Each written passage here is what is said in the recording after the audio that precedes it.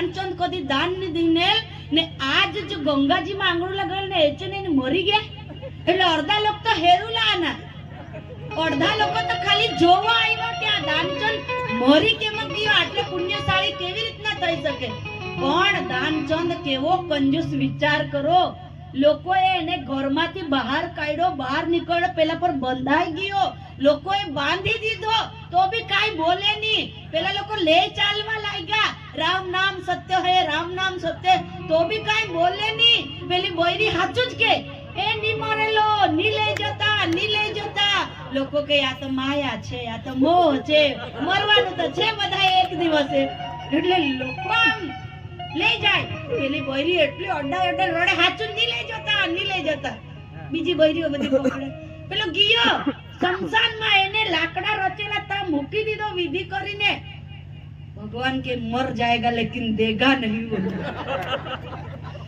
एकदम सड़ लाउन तैयारी એટલે भगवान ते गाँव ने लोग सलाखो इसका मैं पुरोहित हूँ ये मेरे यजमान है इसके कान में मुझे मंत्र बोलना है એટલે પેલો યજમાન ભગવાન ના રૂપમાં એ પંડા ના રૂપમાં જે ભગવાન આવેલા ને એ ગયા લાકડા પર પેલા ને ઉંગાડેલો માં જઈને એમ કે આયા હું વૈકુંઠ સે એવું કીધું ને એટલે તરત આંખ ખોલીને જોઈ કે વૈકુંઠ થી આવ્યો તો કોણ હે ભગવાન જ હોય ને આંખ ખોલીને જોયું તો પેલા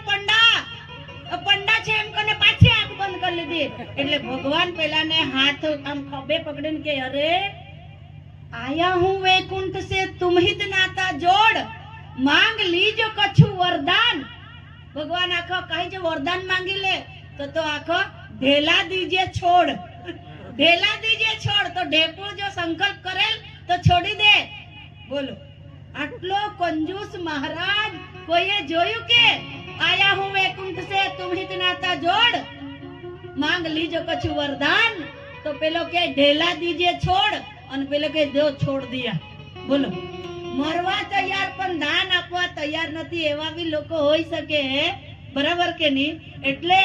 દેવોના દેવ મહાદેવના લગ્નમાં તમે બધાએ જે દાન કર્યું છે ને એ પેલા ભિક્ષુકની જેમ દાન છે અને મારો ભોળેનાથ મારો ભોળા બાબા તો ચપટી ભભૂત મેં હે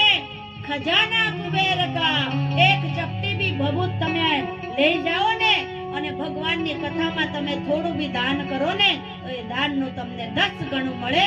એવું શાસ્ત્ર કહે છે. આવો સાંભળીએ.